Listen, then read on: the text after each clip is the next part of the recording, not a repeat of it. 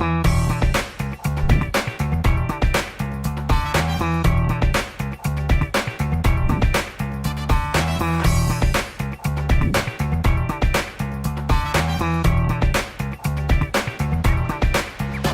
khabar semua? Welcome back to the Khabar Baik show.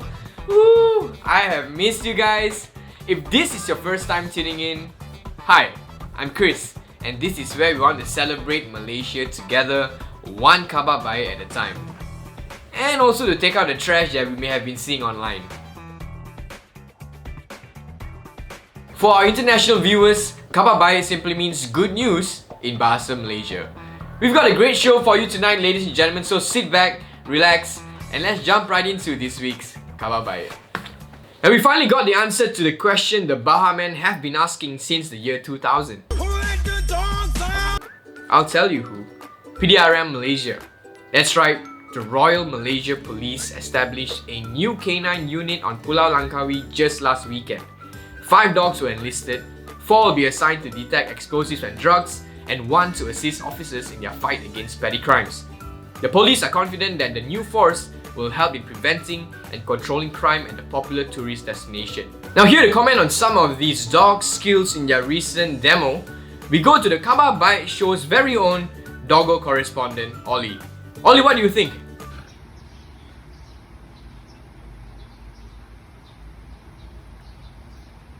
Okay, thanks. Next, I want to talk about a man named Stephen Sim Chi Kyong from Bukit Medajam, Penang. On the 4th of April, Stephen heard that a family had been evicted due to not being able to pay the rent and had nowhere else to go. Now what he did next blew my mind. Immediately, he rushed over to help the family of 11. That's right, a mama and her 10 children.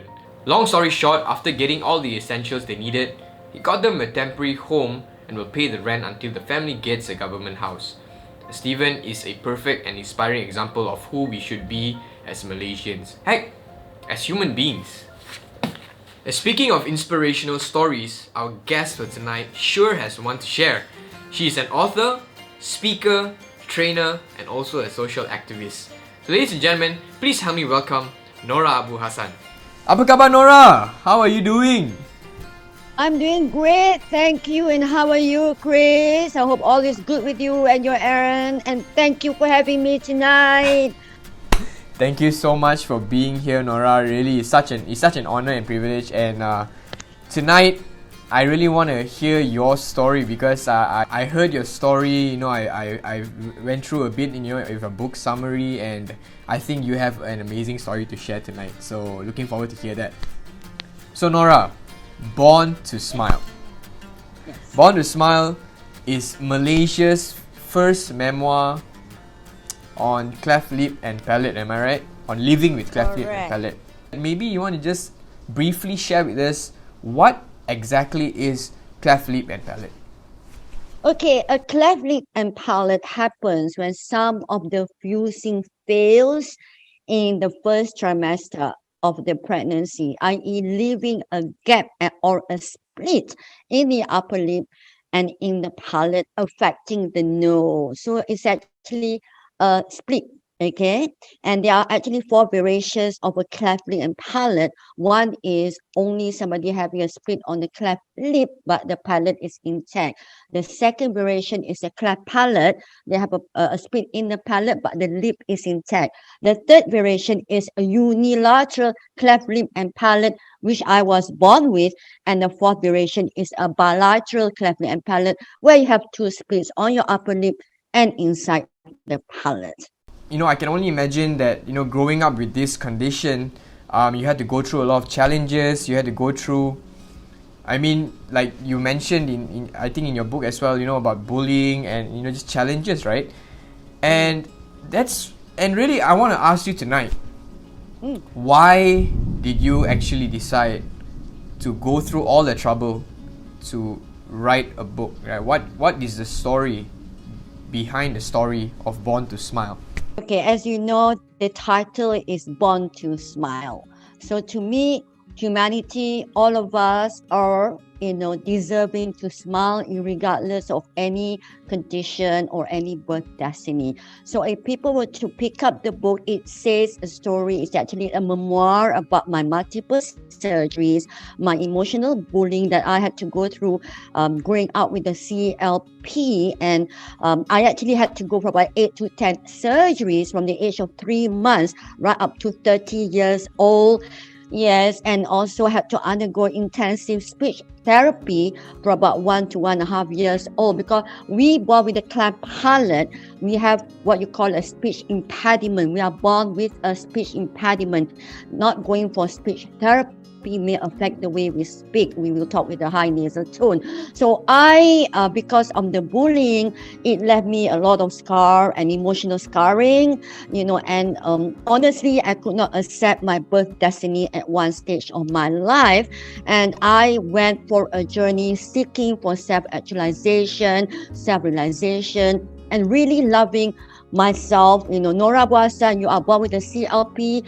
Be proud of your scars, accept who you are. And when I did that, I asked myself, what else was next? Because when I grew up having an emotional turbulences, with a CLP, I actually wanted to look up for a book on, somebody living and accepting their CLP, but there weren't any. Because I wanted to understand the thought processes and how they accepted it and how they got out of it. So when I said to myself, hey, you know what, you've accepted your birth destiny, why don't you write a book? Hoping that people out there, not only with CLP, but having issues with self-acceptance, may pick up the book and say, you know what, we all have issues, okay? We all have our challenges, we all have our trials and tribulations, but if you have enough faith and determination, you can actually accept yourself, really understanding the truest meaning of acceptance and loving yourself for who you are. That's why I did the book, because I wanted to give motivation and inspiration. And of course, one of the many reasons was to give a tribute to my parents as well, to say that thank you so much for taking care of me when I was growing up with a CLP and having to take me to all the necessary treatments, the plastic surgeons, the orthodontists, the speech therapists, you name it. It was a journey for them. Wow, that is so beautiful. I mean, Nora, no, seriously, I mean, like, you see, like, it's so easy for you to just get caught up in yourself. But I'm so inspired by, you just taking that step to actually reach out to others as well who may be going through a similar scenario in life. And actually, I want to get to that for my final question, Nora. For everyone who may not have read the book yet, right? And I'm speaking to the author directly, so we have direct access to the book right now. And so my question is this, Nora. For everyone watching tonight, who may be going through, who may be feeling stuck, who may be going through some challenges, maybe with self-acceptance, self-esteem, really just finding their place in this world, right? What is one message that you would like to share with them? You know what? I really, really love that question. Okay. I'm going to read a paragraph from my book, which is the epilogue, page 141. Now it says, find your peace. It is part of knowing yourself. Work at it, because it doesn't come like magic.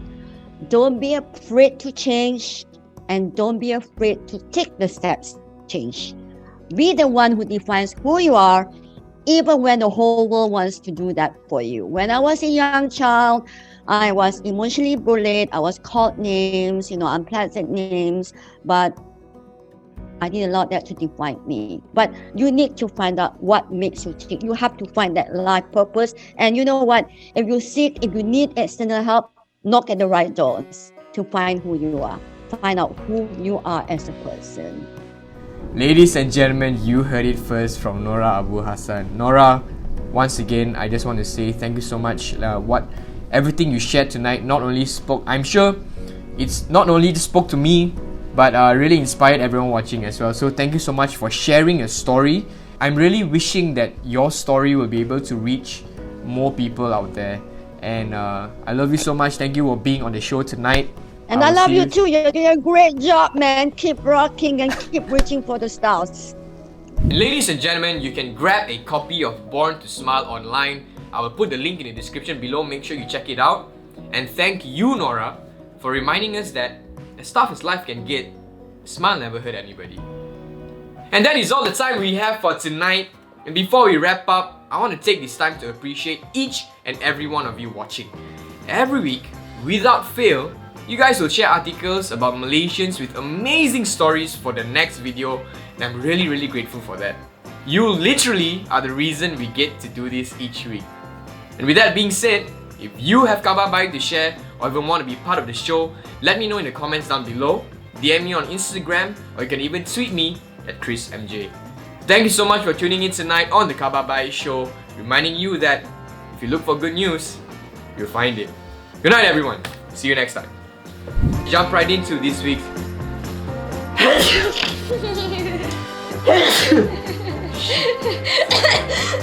Ladies and gentlemen, you heard it first from Nora.